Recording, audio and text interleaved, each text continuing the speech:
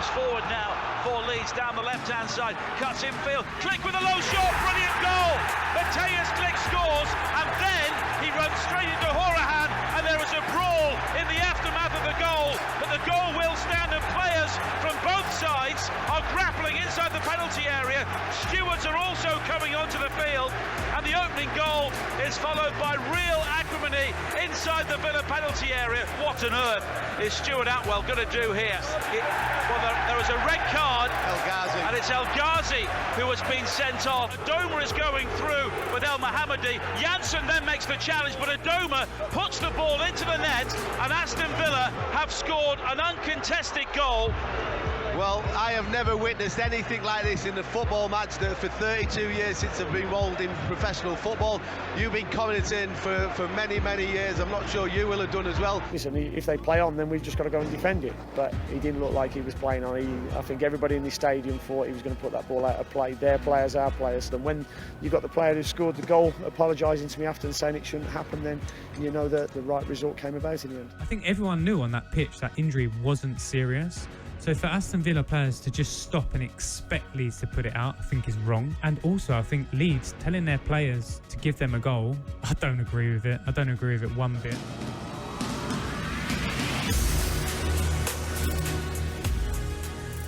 Quite a staggering few minutes at Ellen Road yesterday here on your home of the EFL. TalkSport2, hearing there from Nigel Adley and Simon Grayson calling the action between Leeds and Aston Villa, also the Villa boss Dean Smith and TalkSport summariser Ryan Mason after that as well. If you don't know what happened, where have you been? Marcelo Bielsa played down praise of his sporting gesture after ordering his players to concede that goal after Glitch, of course, gave Leeds the lead, despite Jonathan Kodjia, the Aston Villa player, being down injured, or certainly that's what it looked like. Marcelo Bielsa demanding that his players, after a coming together, handbags and a red card for Anwar Ghazi, ordered Leeds to concede the goal in a massive game in the Championship. It was staggering. It was bizarre. Let's talk with Sam from Nothing But Leeds podcast. I want to ask a Leeds fan where he stands on it all. Sam, very good evening, mate. How are you? Yeah, not too bad, mate. How are you? Very well. Thank you for joining us. Really appreciate it. Just straight off the bat, how do you feel about what Marcelo Bielsa did yesterday? From a fan's standpoint, it's pretty abysmal, really, if you think about it. I mean, we're chasing a third-place finish after we've basically thrown away automatic promotion. So Pontus Jansson came out after and said he wanted the 3 points and a clean sheet. So that's the reason why he done it. But I think every fan really realised that it probably shouldn't have done it, to be fair. So are you in more... You're kind of supporting Pontus Jansson, who disobeyed what his manager said, effectively. You are frustrated with the decision that Marcelo Bielsa made because of what the importance of that result, effectively, in the Championship yesterday. Yeah, 100%. I mean, like I said, we're chasing a third place finish, and obviously that could still change with West Brom. I think still able to come third, I believe. But yeah, like I say, Pontus Jansson was in the right to even contest going for that challenge in. So it's very interesting. I want to talk a moment in that incident as well. Patrick Bamford. I know he got a yellow card, but for me, he acted like a coward yesterday. And we're talking retrospective punishment. Can Leeds fans, can you, Sammy, defend what Patrick Bamford did yesterday? Well, on first viewing of it, when it happened live, I mean, it looked like he got hit in the face, but obviously when you get the other angles and whatnot, you can see he didn't actually get hit. So I wouldn't actually be surprised if he gets a fine or a 1 or 2 game ban for the semi-final of the playoffs. Yeah, it could. Well, we'll wait and see. He was given a yellow card by Stuart Atwell, wasn't he? So I don't know if the FA, the EFL will say, well, that's a punishment in itself, and the referee saw it, so that's the result of that incident. I believe the FA are looking into that anyway, so I think I read earlier on. So it could be costly, couldn't it? Because he's been leading your line, and has been leading your line pretty effectively, would you say? I know he does divide opinion amongst some fans, but you'd have to say leading your line pretty well of late.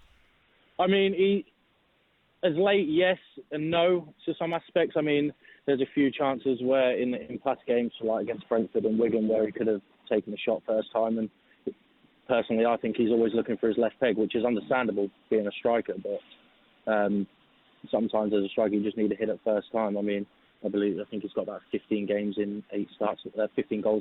Sorry. which isn't too bad on the grand scheme of things. But then if he is out, then we've got Ruth to step up and obviously do the job. I mean, he's done it at the start of the season, so why not at the end? So, Sam, I've got to ask you how you feel about how the last few weeks have gone of the season, and I suppose I have to say how you faded in that promotion push, in that top 2 push. I mean, it's pretty depressing from all Leeds fans. I think I can speak for everyone that is a Leeds fan.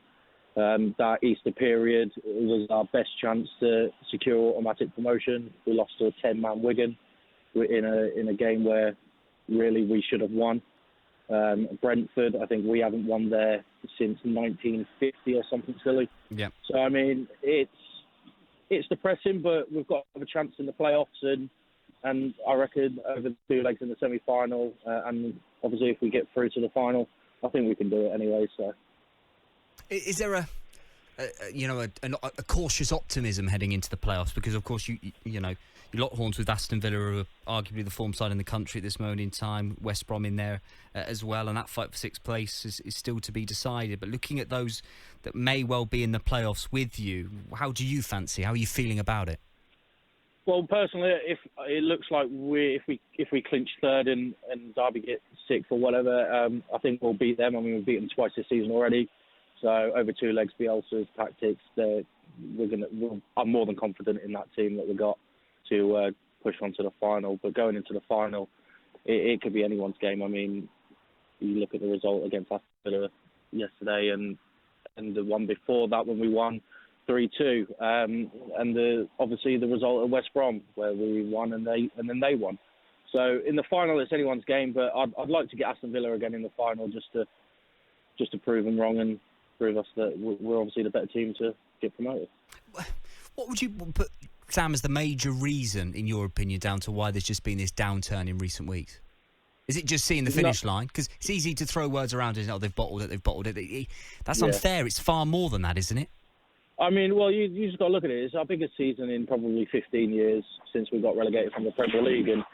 And I personally put it down to there was no investment in January. Now, we had that Dan James from Swansea, who was already at Ellen Road, basically signed the contract, but they didn't reply and basically pulled out in the last minute. I mean, if we'd have probably added in, we could have secured automatic. But I personally think it's down to the non-investment in January. But Marcelo Bielsa has always said he wants a tight-knit squad, doesn't he? A smaller squad. Certainly a suggestion he didn't want an awful lot in January anyway to build on what he had. There's always that talk of, with a smaller squad, issues of injury and what he asked of his squad through a season as well. Has that always been a reoccurring concern? Well, you just got to look at the injuries that we've had. We've had so many injuries. It's unbelievable, really.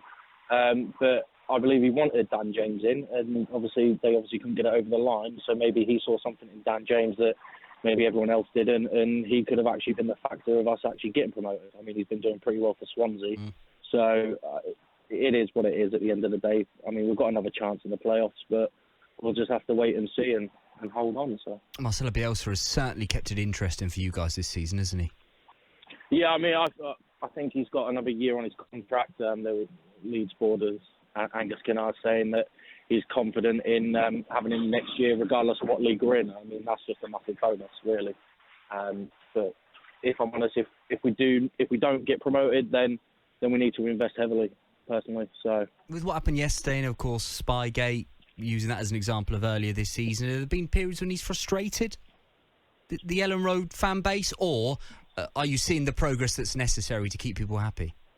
I mean, we're seeing the progress necessary, but touching on what you just said there, I mean, the frustration with the Spygate thing, technically no rules were broken.